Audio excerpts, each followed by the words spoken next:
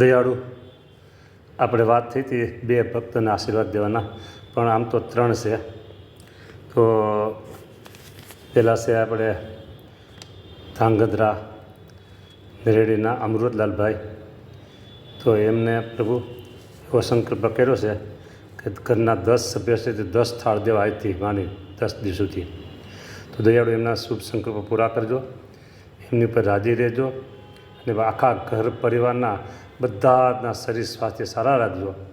કોઈને દવાખાનાનો કંઈ ધક્કો ન થાય અને તમારી ભજન ભક્તિનું બળ મળે, આજ્ઞા ઉપાસનાનું બળ મળે. તો આવા આશીર્વાદ દેજો, એના શુભ સંકલ્પ પૂરા કરજો.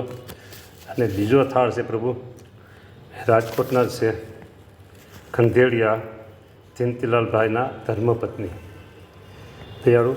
તો એમના ચિરંજીવી છે પિયુષ